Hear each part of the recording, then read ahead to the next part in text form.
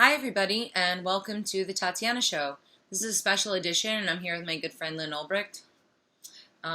We were at the appeal yesterday, and I wanted to give Lyn an opportunity to tell everybody a little bit about what's been going on. I know people all over have been eagerly awaiting what's going to happen with this appeal, and it's a very confusing and detailed case. Do you want to maybe back it up a little bit and talk about some background before we jump into what happened yesterday? Sure. First of all, I just want to say the whole process of the appeal and the point of having appellate courts at all is to make sure that we have fair trials in this country. That's what they do. And I believe that it's quite apparent from the appeal itself and from the oral arguments that Joshua Draytel made yesterday that on many counts, Ross did not receive a fair trial, and certainly that his sentence was draconian. It was extremely excessive and unfair. As far as this oral arguments, we're just very hopeful that the court agrees with that they will allow Ross to have his day in court, to have a fair trial where all the evidence is heard by the jury and where his rights are not violated. And I think it's important not just for Ross, it's important for all of us, because if we don't have fair trials in the United States, then all Americans are in big trouble. And so it's very important that this is upheld in every single trial. So that's what the whole point of the oral arguments yesterday and the whole appeal is. The oral arguments are very fast. Each side gets a little over 10 minutes to not only present their case, but to answer questions from the judges, the three appellate judges, and then on the defense's case, rebut. It's all within 10-minute limit, although they both went over a bit. And so you can't really, it's very difficult, and it's very pressured to do. And so I feel like, I'm still digesting what happened, and of course there's been media written about it. I don't really rely on that particularly, but it's, I don't know, it's very draining, to be honest. It's very reactivating to go into a courtroom over all this and to see the prosecutors again and just to relive what really was the most dramatic two events of my life, the trial and the sentencing. So it's been hard, and I really haven't delved into it. I feel like I really need to strengthen myself. I feel like I need to kind of recover, and Tatiana's been super supportive, and as have other people who came, and we just really kind of hung out and talked about it, but also just relaxed together. And of course, Ross's dad was there, and my sisters and his cousins, and our whole family supports us and Ross. So they all came, and friends and people drove. One woman who's been a great supporter came from Seattle. She flew from Seattle for this. We also had people from Austin and Canada. That's right, in Canada, and Pennsylvania and California. That's right. So, was, and she was the sister of a good friend of Ross who couldn't be there, and she came, and it was great to get to know her. And it was just a really a lot of heartening support. It was really good to help counteract some of the traumatic aspects of seeing some of these prosecutors again and reliving the whole thing again. It's just very, I don't know. It's very emotional. It's very intimidating to be there, and it's even a little frustrating because sometimes I wanted to jump up and say, say this, say that, say this, and I would never do that, of course, but it's kind of frustrating sometimes to sit there and, of course, what do I know? I'm not a lawyer. But anyway, so I'm just kind of recovering today from all that. Yeah, I think it was really intense. I didn't get a chance to go to the other, to the trials. I was in town during that time. So this was my first experience. For people who haven't really been following the case so much, like since the trial itself and since the sentencing, it's come out that there were two corrupt government agents directly involved with the case. Yeah, they were from the Maryland faction, but there was established communication between them and the New York team. And, one of the things that they were contesting in the appeal was the fact that these agents who have now gone to prison are convicted criminals. They stole money from the Silk Road. They extorted people, whole slew of things. Now they're in prison. And they actually had access to all of the digital evidence that was used against Ross. They had access to the chat logs, to everything. And that was one of the main things that they talked about at the appeal, was how the accessibility for a fair trial was basically denied to Ross. I mean, how could you use evidence that was potentially corrupted? I mean, these are definitely corrupt agents. They have a history of trying to frame people, one of them specifically. And then I don't know how well that resonated. I think it's very difficult to tell. Let me just add some things right there. Sure. The main point about those agents is that, and the main point in the appeal about it, because the appeal is about errors in trial. The jury was not allowed to know these agents even existed. They were under investigation by the government. They knew they were under investigation. Nothing to do with these agents in any way was allowed to be known by the jury. So as far as the jury was concerned, these corrupt agents didn't exist.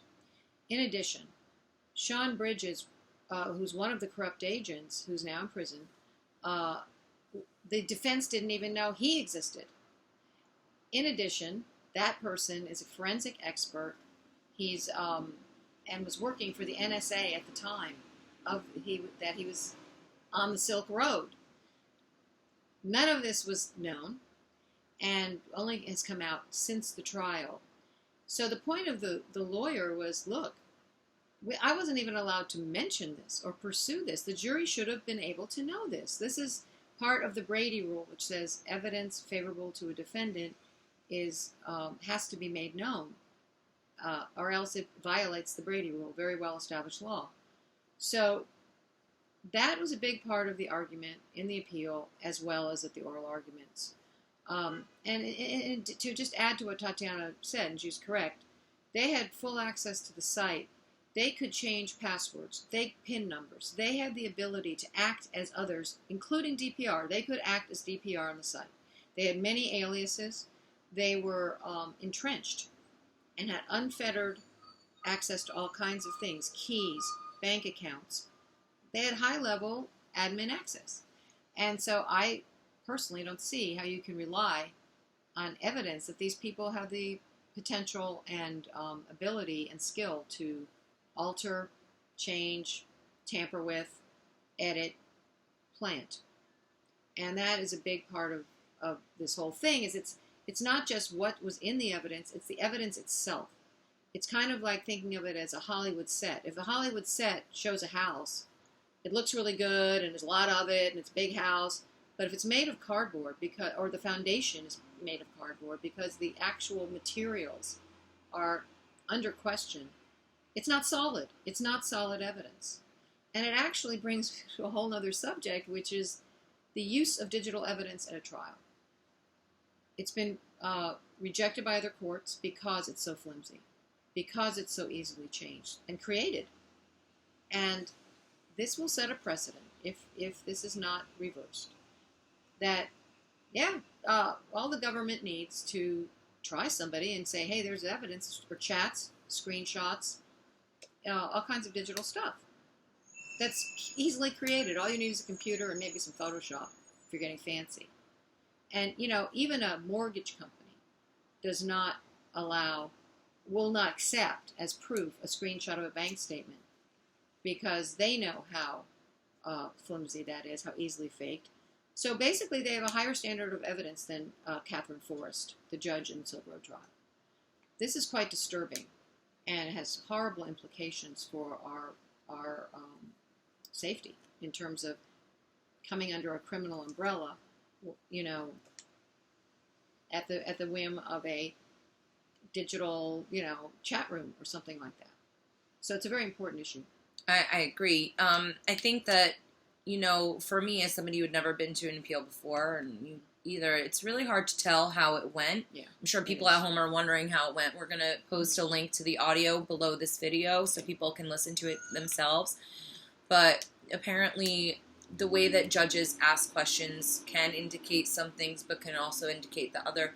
To me and to a lot of people, it didn't seem like that message of the corruption tainting the evidence really resonated as much, which I found a little bit disappointing. But I don't want to project, because maybe, Yeah. maybe things We don't will know. come out. I don't know. Maybe Yeah. maybe they will find that more compelling. Well, yeah, I've been told by lawyers say you absolutely cannot predict what a circuit court will do, and you can't really tell from the orals what they'll do. Yeah. You can try to, but I had a friend who's a lawyer who said, I've had decisions from appellate courts that were completely surprised me based on the orals. You can't. Most of the appeal is in the writing, and there's some things that might mean one thing or another, but there's nothing to be said about it. Really, they will issue their decision. It could be take as long as a year. It could be a few months. We just don't know. You never know. You're not told, and that's just what happens. And we believe there's a very strong appeal. We think that the written work was very, very good, excellent, makes the points very strongly. And, all we can do is wait and hope and pray that there's relief here for Ross. Of course, we believe he should have another trial. At least he should have another trial, but certainly a resentencing. And it all has to be in front of a different judge. I don't even see the point of having resentencing before the same woman who gave him life based on partially an uncharged crime, murder for hire, is never charged, convicted, even proven at all, and was discussed at orals as part of the material, but it was never proven, it was never charged or convicted, based on Ross's political beliefs that she said she wasn't sure he'd given up, that were in the libertarian philosophy of the site, and some comments on the site that Ross didn't even necessarily make. She didn't even say he did. It was just that they were on the site, and she thought they were troubling. This violation of First Amendment by someone who took an oath to uphold the First Amendment of free speech and political speech, I think is extremely important in this appeal. And it's not talked about a lot, but it happened. It's in the sentencing transcript. You can read it. And that was one of many things that are a problem with the sentencing, in my opinion. They also brought up at the oral arguments the overdose deaths that were alleged to have come from drugs on Silk Road. That was really never proven. It's actually pretty impossible. How could you ever know that? It's all anonymous. As a friend, they did have drugs in their house. As a friend of mine said, I might have 5 kinds of cereal in my house. How do I know the Cheerios came from this manufacturer and the cornflakes came from here? And that's really true. You don't really know. It's not substantive proof. And there's also the question, are website hosts responsible for what vendors and buyers do on a site anyway? Or is the government responsible if they've seized the server and kept it open for business for many months during the time that some of these people did die? But also there was a pathologist report that was by a very experienced person, and he said, there's no way to know that they even died from drugs in some cases. So it was kind of in my opinion, a bit of a circus playing on emotions. And actually one of the judges did say it was like putting the thumb on the scale of the justice in the sentence. Yes, with an emotional burden. The emotional burden that doesn't belong in a courtroom. That's why we don't have jury members who are family members of a victim in a court case, because emotions do not have a place in court. Well, what I also found disturbing was, number one, the fact that they kept mentioning these deaths, which, again, were not really relevant. And then they also kept talking about the murder for hire stuff, which I think it's really important for people to understand that Ross has never actually been indicted for that. I mean, he hasn't been tried. He hasn't been convicted. They haven't presented any evidence that I understand. So I found it unusual that they kept referencing that. Yeah, I'm not, I don't really feel like we're qualified to comment. That's fair. And I don't want to comment on it. I think that the judges had their reasons. I do agree that I personally want everyone to know that it was not charged or convicted. But honestly, I don't want to sit here and critique the judges or the panel or the oral arguments or anything. So what do we know?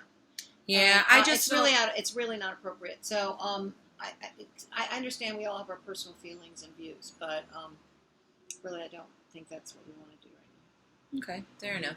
I just think as people are listening, they're all going to be wondering about now. some of these things. They can wonder, and they can listen to them.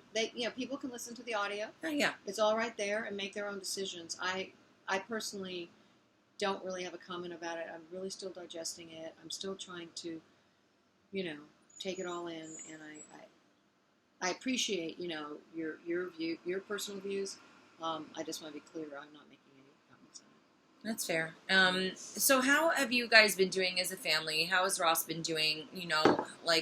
How's he keeping it together under all of this? I haven't talked to Ross. I missed his call. I was so distraught. I know he talked to his lawyers and his dad, and because Kirk had at that point gone home, and he sounded okay. It's so intense, and it's so much is at stake here, and so I'm sure he's thinking about it a lot. But so that's all I really know. I haven't talked to him since the. Well, I think what was nice about afterward that we all got to spend some time together with a lot of the supporters. I think that sort of thing is very uplifting for the family, and I think Ross really likes to hear about it. I know that he said to me on several occasions during, call or letter, saying that he was really uplifted by people's support. Mm-hmm. What else can people do in order to support Ross? I mean, this is a little bit in the judge's hands right now, but what are some action items? Hands. Well, yeah, that's right. But in order to defend Ross and support him, first of all, of course, it costs a lot of money. So we've tried to offer different ways that people can help it financially, so it's not just me begging for money all the time. We have another art game that's based on another really wild and cool picture Ross did in prison. That's being revealed slowly. That you can, for $1, you can help reveal it. Leave him a message. You can write a little note, and that's still going on. There's a button on our homepage. There's also a button linking to Amazon, where if you do link to Amazon from our homepage, we might get a little percent of that. Tatiana's bought a lot of stuff that way. I buy so much stuff on Amazon. I don't know. And now I have a good excuse to do it. But, with the holidays coming up, people are going to be shopping a lot. And all you got to do is just click on the link on the page, freeross.org. The yellow link. And that links it to us. And then, and we also, there is a tax deduct for the end of the year. There is a tax-deductible option. It goes to a 501c3 that supports prisoners' defense, but Ross's appeal is a major project of theirs as well. And so for a tax-deductible contribution. There's also a store you can buy things. There's upcoming, really exciting, is going to be hosted by the beautiful, glamorous Tatiana Moros and Terry Brock, who was the fabulous MC of Freedom Fest, and maybe some other people. We're still working it all out. We're calling it a free Rossathon. So it's going to be an online event that we're going to have lots of guests who are going to come on and speak. We're going to have music and different things, and you can just tune in for as long as you want. It's going to go on for at least 8 hours on December 4th. 4th, right? Yeah, that's what we've got. It's a Sunday, so it'll be a pretty long event. We're still trying to figure out the times and stuff. Who are some of the speakers that have confirmed? Let's see. Well, Roger Ver, Adam Kokesh, big supporters. Doug Casey, who just confirmed, and he's a very well-known financial advisor and libertarian, really great. He was on a panel with us at Freedom Fest. I hate getting to naming people because then I'll forget somebody. But Bob Murphy hopefully will join us. Alex Jeffrey Tucker, hopefully. Yeah, Alex Winter. People from Students for Liberty, Young Americans for Liberty, Students for Sensible Drug Policy are all going to participate. A lot. Gosh, I mean, so many good people, and I'm going blank, of course. So, and we're still working on it. So we're still putting people together. Cody Wilson, he's another wonderful person. Everybody will have a different perspective. Oh, Neil Franklin of LEAP, Jason Pye of Freedom Works. There's a lot of people, and if you guys go to freeross.org. So if I didn't say your name, Daryl Perry, who ran for nomination for the Libertarian Party.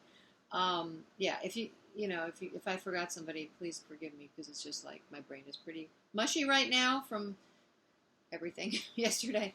But in any case, you can tell just from the people I've managed to remember that, it's going to be really good. So, yeah, I think so. And, it's all to pay this one bill that wasn't a lawyer bill. It's a bill by a printer, actually, to put together and format and all of that, the appeal in bound volumes plus digital for the judges to look at. It would cost over $13,000. This is the price of pursuing justice in this country. So, and we were told, well, you better have them do it, because if you do it yourself and there's mistakes and stuff, it could even lead to having it thrown out. It's happened. So you don't dare not do it. And so that one bill, if we could focus on that and get that help. This is what people have to deal with when they're trying to appeal and fight for justice. And it's one of the ways the government crushes people, because of the exorbitant, ruinous financial burden. Well, it's a war on the poor in a lot of ways. Middle class, too. Yeah, absolutely. Doesn't take long to become Who could poor. possibly afford something like that? I mean, just the paperwork for the appeals, over $13,000. It doesn't talk about any of the other expenses. Yeah. And it's a good way to increase the number of poor people, and because it really does. Well, one of the things that I think that also highlights is I thought of somebody else exciting on our thing. Jesse Ventura. Jesse Ventura is going to participate. Well, he did a whole chapter in his book about the Silk Road case. So if people, want to read about that. Yeah, it was really, really good, I thought. Mm-hmm. Yeah. Well, getting back to the whole expense I'll of start the thinking court, of names as we go along. So. of the the expenses to actually defend yourself, they're so excessive, and I think that this case also raises an opportunity to talk about some of these things, because Ross is fortunate. He has his family, he has the support of people like the people that are watching this video right now, but there are a lot of people that are forgotten, and just because they have no resources, they have no way of achieving justice. And I think that this really raises larger questions, at least in my mind, about how fair is this country. And a lot of the ideals that I really looked up to, that are drilled into us from school, I don't really see them playing out in real life. And I know everybody says the courts are corrupt, but until you see it in person, not the courts are corrupt, but the process is corrupted. It's not really, a lot of times the people who are making the plea deals, the prosecutors pushing for that, they're really in charge of the whole process. Very rarely do people win on trial. The statistics on that are staggering. So I think that this is obviously dealing with a lot more than just Ross's case, but we are focused on that. What's been a pretty cool thing that just recently happened that people may not have known was over 140 campuses shared the Deep Web film.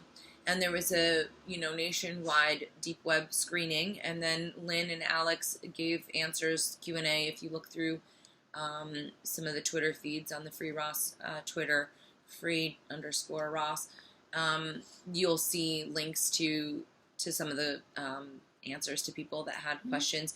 And, that movie, I think, even though it's limited, it doesn't show a lot of the corruption and a lot of the craziness that happened since. Movie, Right. But I think that it's very poignant. And if you have a friend or a family member that you're trying to kind of convey to them some of the concerns that you may have that have been raised, I think that movie is really a great way to connect with people. I think it's a really good way to open the door. I think it's very emotionally engaging. I thought it was a very good Yeah, he did film. a great job. And Alex Winter, the director, and he has a lot, I believe that Alex has a lot of integrity.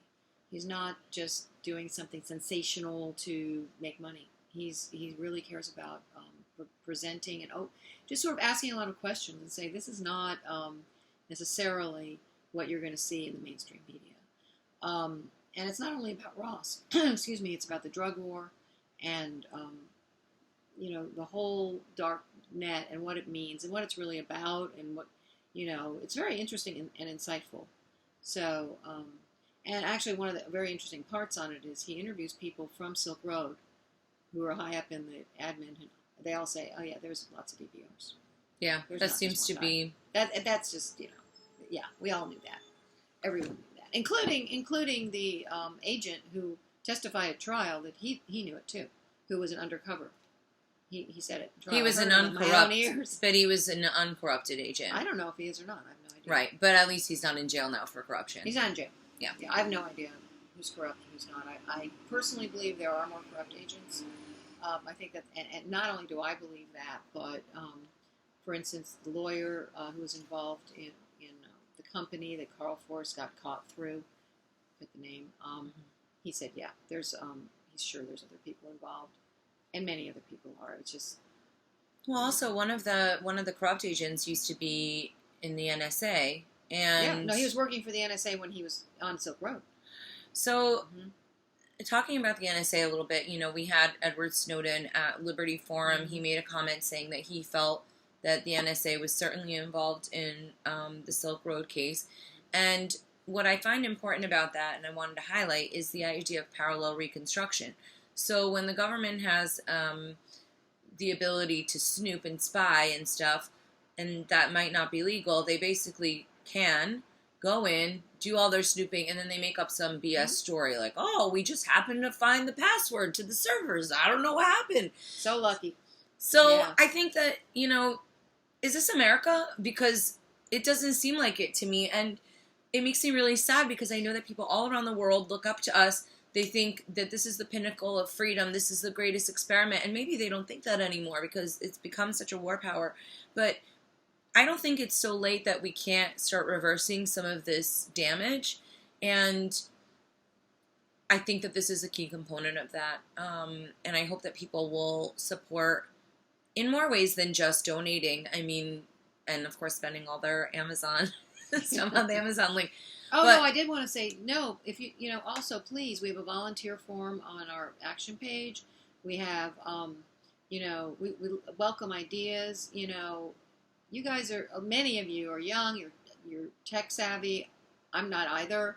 I can use help, or just sharing on social media, changing the narrative, calling attention to the issues that really count here, the precedents that are being set here, while everybody's focused on drugs and blah, blah.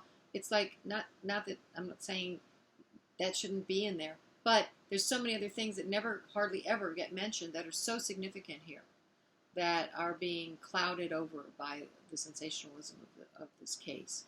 And they affect our rights and our protections. And I agree. I have a lot of sadness, and I'm shocked and sad and very, very concerned about our loss of freedoms and the rapid loss of freedoms that seem to be happening now. And I am hopeful, but I'm very concerned. And I feel like people really need to notice that it's not the same America I grew up in. I mean, even to think, I have to think of maybe someone's listening to my conversation on a phone. We never thought about that because they couldn't, for one thing. But that's a creepy thing, and it's real. It's been proven that the NSA feeds the DEA information, who feeds it to law enforcement, and then they create parallel constructed explanation for how it supposedly happened. And I suspect a lot of that in this case, including how they found Ross. They claim they found Ross, how they claim they found the server. They create a narrative and things fit. And once I found out that Bridges was actually working for the NSA and had access because of that to all their tools, when he was... And he was an expert. Rummaging. Oh, he was an expert. Right. Yeah. And he specifically... That's why he was there. Well, he was the one that also set up a lot of other people before, right? Yes, he's been known in other cases to frame people. He has been involved in several other investigations that have been thrown out because the evidence was tainted by him. So it seems to me a reasonable question that it's a significant factor here. Well, if nothing else, there should at least be an opportunity for a jury to have all the information available to them, and not only a select thing. To not include the corruption of the agents, aside from the many, many problems of the case, I think that that's just beyond egregious. I'm I want to check back in with you in a couple weeks and see how things are going and Yeah, see if that things sounds have panned out. Another thing I wanted to remind our audience, though, before we go is if you guys are reading articles about the Silk Road and about Ross, and if you're supportive of this cause, please make sure that you're commenting and you're defending him, because there are a lot of trolls out there that say stupid things and spread a lot of misinformation. And we count on people like you to help us with that. You know, Lyn can't make a bunch of comments. They're going to be like, this is his mom, you know? Yeah. And if I make a few comments, they'll be like, whatever, that's his friend. But I think when there's an overwhelming amount of public support, I think that can really at least, you know, counter the narrative and hopefully raise awareness. So, Yeah.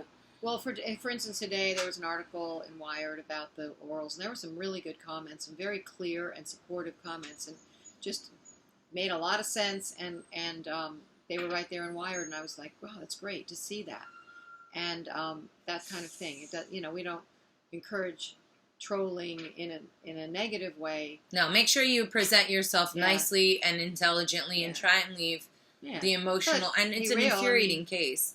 Troll for truth, right? Troll for truth. That's what we're calling it. But yeah, and just, you know, because it's also very time consuming, and it's difficult to cover it all. So that'd be really great. I think it would make a difference. Very cool. Yeah. Well, if everybody wants to write down these notes, freeross.org, make sure you go to the site, shop on Amazon, tell your friends, watch the movie, and join us for the Free Ross-a-thon on December 4th. If you have any extra money that you want to throw in on the case, that's great. If you can share this on social media consistently, this is the kind of stuff that we really need to get out. The algorithms at some of those sites are not too friendly. The folks at Steam It have been really great, really wonderful community. And, you know, thank you very much to everybody who's been taking an interest in this and has been really supportive. Any kind of help is always appreciated. Very much. I don't know, any final words? Well, this has to be a grassroots thing, because I don't have millions of dollars to buy lawyers or whatever, and I really feel more comfortable talking to people who see the big picture and the big issues than I do trying to get lots of media coverage. I think it's important for people to understand the big issues and for this to be a grassroots effort. And it is building. And, you know, having support of people like Students for Liberty and Young Americans for Liberty and Freedom Fest and the Libertarian Party, where I spoke both state level and nationally, that let us say our views and point things out. That's really been a wonderful support, and Reason has been great, and they'll go into depth. And so I would really say it needs to be grassroots, and we need your help. We do. It's too big for one family or a few friends to handle. So any way you want to help, and just, there's that volunteer form, just send it to me. It'd be great. Thank you. Thanks, everybody. We really appreciate it. We'll be checking back in. Peace out.